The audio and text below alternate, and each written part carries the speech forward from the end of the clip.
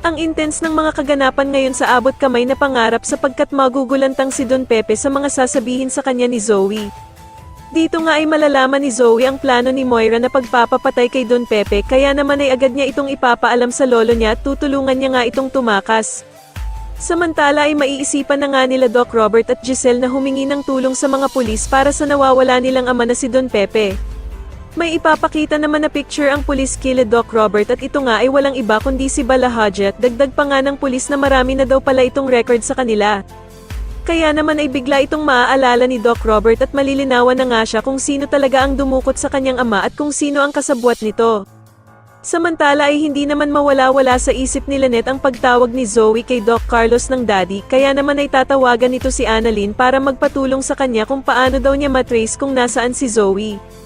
Sasagutin naman siya ni Annalyn na gagawa daw siya ng paraan kung paano nila makokontak at matrace kung nasaan si Zoe.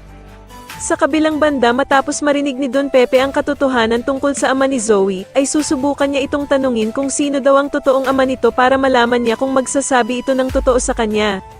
Samantala ay mag-uusap naman ng masinsinan sila Bala Hadji at Moira tungkol sa pananahimik ni Don Pepe. Pero sasabihin naman ni Moira na hindi niya ito magawang patayin dahil nga daw sa ayaw ng anak niyang si Zoe.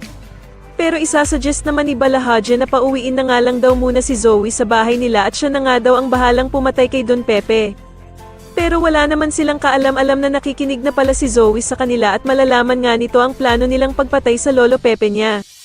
Sa tingin niyo magtagumpay kaya ang planong pagpapatakas ni Zoe sa lolo Pepe niya para hindi ito mapapatay ni Moira kay Bala Hadji, mas lalo na nga talagang nagiging exciting ang mga susunod na kaganapan kaya naman ay mas lalo pa nating abangan ang mas lalong gumigandang abot kamay na pangarap. Maraming salamat po sa inyong panonood at sana po ay masubscribe niyo ako. Maraming salamat po.